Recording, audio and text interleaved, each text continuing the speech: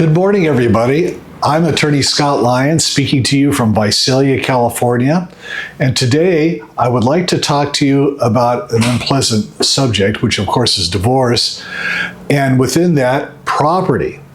Well, in California, we follow the community property law, the Spanish common law.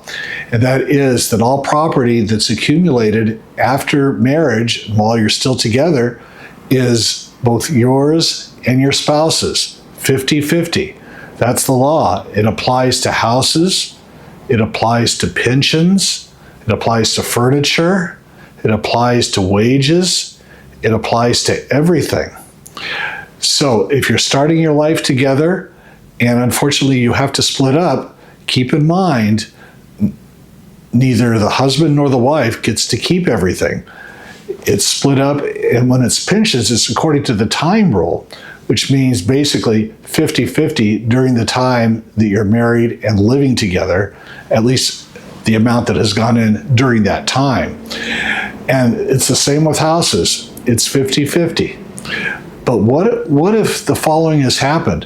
What if before you were married, you owned your own house and you sold it and you used that money to put down on the house that you buy together? Well, you're entitled to payment for that money off the top if you have to get divorced and either refinance or sell the house. And let me tell you what I hear from clients or potential clients very often.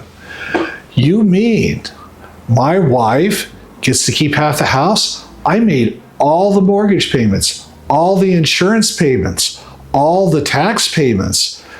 What I usually don't say is, yeah, but who cleaned up the house every day? Who folded the clothes? Who washed the dishes?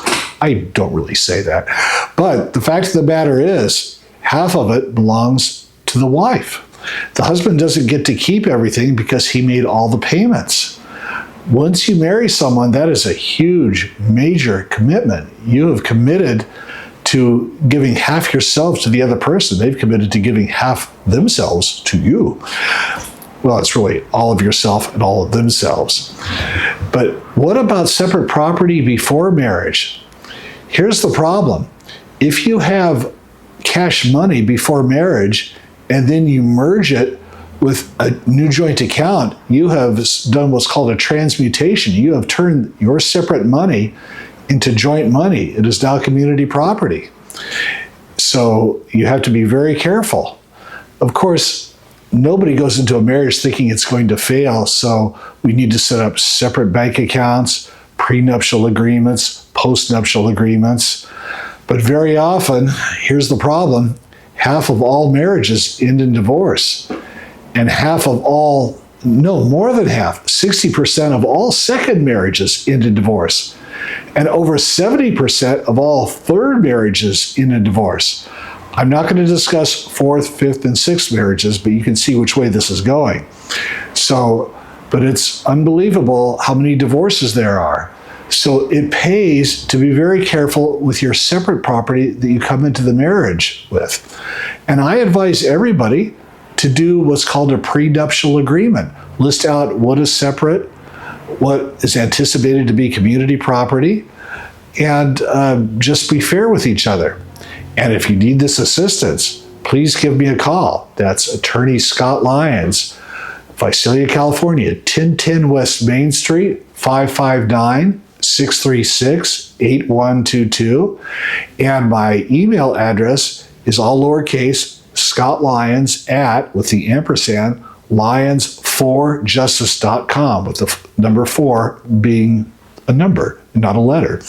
And the fact of the matter is, I did kind of kite that from the 1950s Superman show, but I didn't take the whole thing. So I did not put truth, justice, in the American way in my email. In any event, if you need assistance, I offer a free consultation. Please come in, get acquainted, and I'll be happy to see you. Thank you very much. Oh, and my staff tells me to please like me on Facebook or Instagram or Twitter, which I guess is called X now, and all those beautiful social media sites. Be sure to follow me, like me, and if you see me in a restaurant or the store, you could like me in person by saying, "Hi, Scott, I like you," and I will like you back. Thank you very much.